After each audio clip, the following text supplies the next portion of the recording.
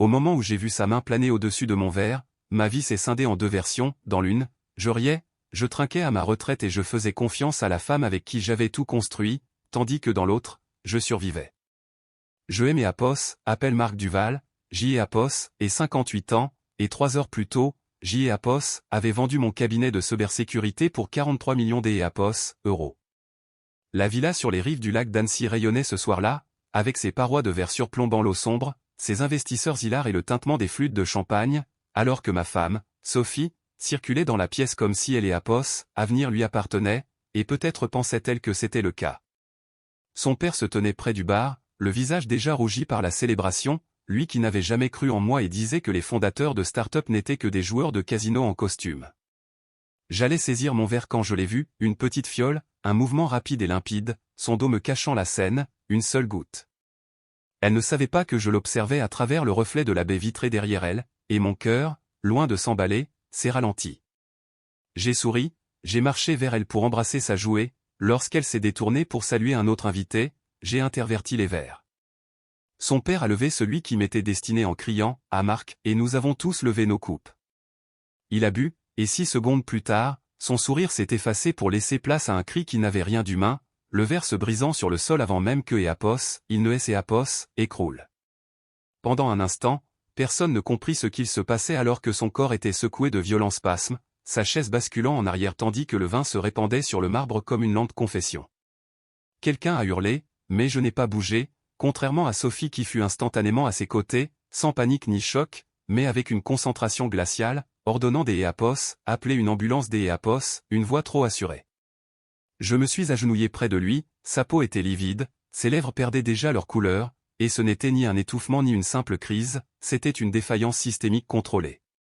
J'ai regardé Sophie et, pour la première fois en 25 ans, je n'ai pas reconnu son visage lorsqu'elle a vérifié son pouls avant de me lancer, sans que ce soit une question, tu as inversé les verres.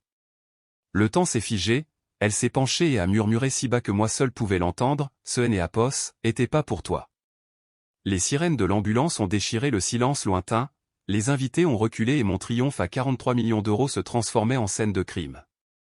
Je me suis levé lentement et J. Apos, et demandé, alors, pour qui était-ce, ce à quoi elle a répondu en soutenant mon regard, pour lui. Les secouristes ont fait irruption, posant un masque à oxygène en urgence, et alors qu'il emportait son père, les yeux de ce dernier se sont ancrés dans les miens, n'exprimant ni peur ni colère, mais une forme de reconnaissance, comme s'il savait quelque chose que j'ignorais. Sophie ne pleurait pas, ne tremblait pas, elle regardait simplement le brancard s'éloigner avant de se tourner vers moi pour dire ces mots qui allaient tout changer, tu viens de commettre une erreur très coûteuse. En quelques minutes, les invités furent escortés vers la sortie, mon chef de sécurité verrouilla les grilles et les investisseurs partirent en petits groupes silencieux. Le lac était calme, mais à Apos, intérieur, le salon sentait le vin renversé et la panique. Sophie se tenait près de la cheminée, les bras croisés, m'observant comme un joueur d'échecs observe celui qui vient de toucher la mauvaise pièce, et elle a dit calmement, « Tu penses que j'ai essayé de t'empoisonner ? Tu as mis quelque chose dans mon verre et tu l'as changé. » Elle a expiré lentement comme si je et Apos avait déçu, mon père a une réaction sévère au bêta-bloquant, cela déstabilise son rythme cardiaque, il le sait, ses médecins le savent, et je le sais. Un frisson glacé a parcouru ma colonne vertébrale. Ce n'était pas du poison, a-t-elle poursuivi, c'était une microdose de sédatif. Pour moi, ai-je demandé.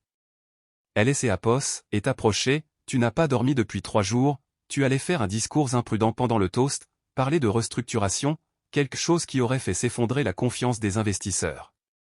Ma mâchoire s'est crispée, je comptais annoncer des changements au conseil d'administration. Exactement, répondit-elle alors que la pièce devenait silencieuse. Son père détestait la structure de la transaction, il s'était opposé à la vente du contrôle majoritaire, il voulait garder de l'influence. Tu penses que je t'ai Apos et drogué pour te protéger, ai-je lâché, mais elle a répliqué doucement, non, pour protéger l'accord. Les sirènes et Apos évanouissaient au loin quand mon téléphone a vibré, un numéro connu, Thomas Castan d'Alpha Capital Paris. J. Apos est répondu et une voix masculine calme a dit, Monsieur Duval, nous devons discuter de ce qui vient de se passer et de la raison pour laquelle votre beau-père n'aurait jamais dû boire dans ce verre. Je m'éloignai de Sophie pour demander des explications. Thomas Castan n'a pas hésité, votre beau-père tentait de bloquer Apos, autorisation finale de transfert via des canaux des Apos, influence secondaire, il a rencontré 2 actionnaires minoritaires la semaine dernière. J'y ai Apos, et regardé Sophie qui ne semblait pas surprise. Il prévoyait de contester la structure de paiement demain matin, a continué Castan, des tactiques de retardement, du bruit réglementaire, et le verre était une précaution, pas un acte létal, juste un léger sédatif pour empêcher toute improvisation. C'est donc comme ça qu'ils appelaient ça. Tu savais, ai-je demandé à Sophie après avoir raccroché.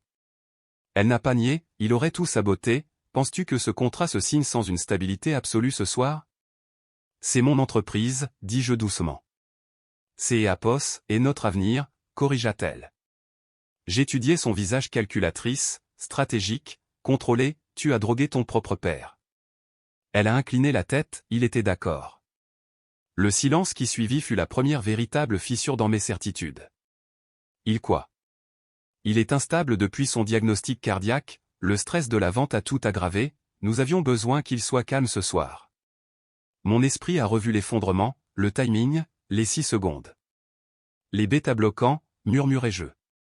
Son expression a légèrement changé. Elle ne connaissait pas cette interaction médicamenteuse.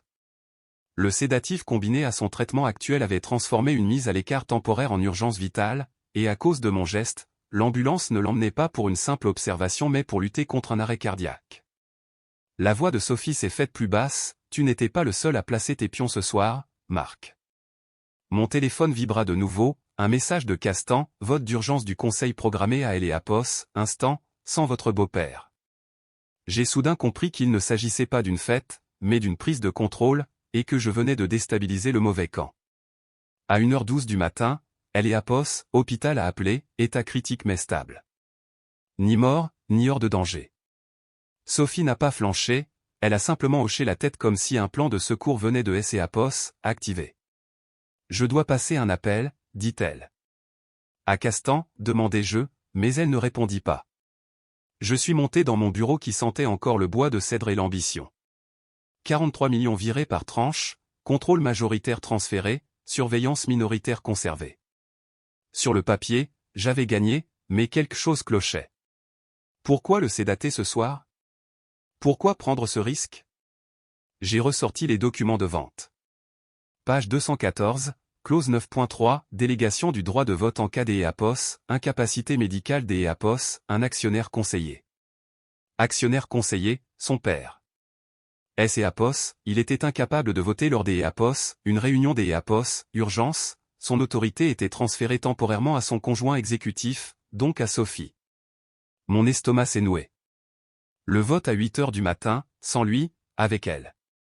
Ce N et Apos, était pas pour empêcher un sabotage, C et Apos, était pour accélérer sa prise de pouvoir. Je suis redescendu lentement. Elle était sur la terrasse, le téléphone à Elle et Apos, oreille, parlant à voix basse, oui, l'autorité temporaire se déclenche après 24 heures s'il est déclaré médicalement inapte, non, Marc ignore l'existence de cette clause. J'ai cessé de respirer. Le lac reflétait la lune comme du verre brisé. Elle s'est retournée, m'a vu, n'a pas scié et a raccroché. Tu as toujours été brillant pour bâtir des systèmes, dit-elle, mais tu n'as jamais pensé à vérifier qui possédait la porte dérobée. Pour la première fois de la nuit, j'ai ressenti de la peur, non pas parce qu'elle m'avait surpassé, mais parce que j'ai réalisé depuis combien de temps elle planifiait cela. Tu as structuré l'accord avec cette clause, dis-je, et elle ne le nia pas, tu étais épuisé, Marc, tu as fait confiance au conseil, tu m'as fait confiance. J'ai expiré lentement.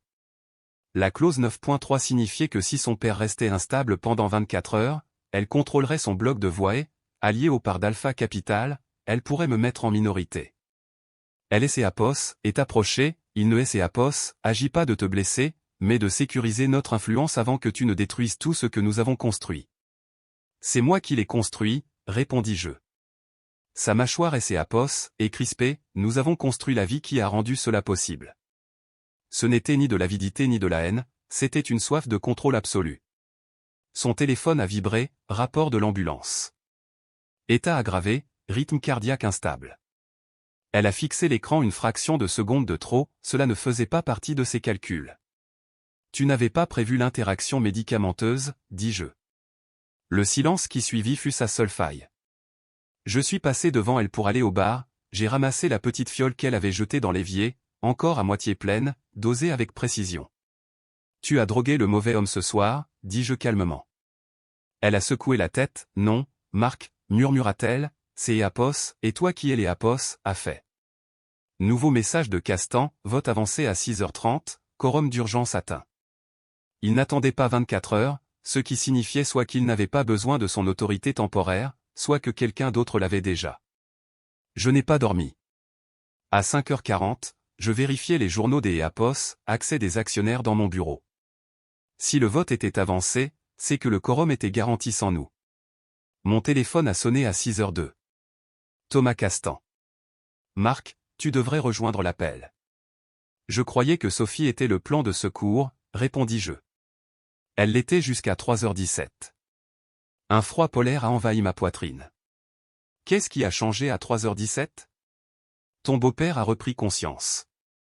Silence. Il a exigé un avocat immédiatement, continua Castan, et il a révoqué l'Eapos, autorité temporaire avant que la classification médicale ne soit finalisée. J'ai fermé les yeux, il s'était réveillé et il m'avait protégé. Cependant, Castan ajouta prudemment, il a aussi révélé quelque chose. Bien sûr. Il a informé le conseil que le plan de sédation était mutuel, mais que la clause ne venait pas de lui. Mes yeux ont dérivé vers la terrasse où Sophie fixait le lac. Elle a été rédigée lors des Eapos, une révision juridique privée il y a 6 mois par toi, Marc. Le monde a basculé. C'est impossible. Tu as signé l'avenant pendant l'audit préalable. Des souvenirs ont refait surface, une séance de signature tardive, des dizaines de révisions, ma confiance aveugle en mon équipe juridique et en ma femme. Marc, dit Castan doucement, la clause a été insérée par le cabinet de ton propre avocat. Mon avocat, pas le sien, ce qui signifiait que ce n'était pas le jeu de Sophie, c'était le mien, ou quelqu'un avait fait en sorte que cela y ressemble. Les derniers mots de Castan étaient presque compatissants, le conseil veut des éclaircissements avant de voter. J'ai raccroché lentement alors que Sophie se tournait vers moi, l'air effrayé pour la première fois.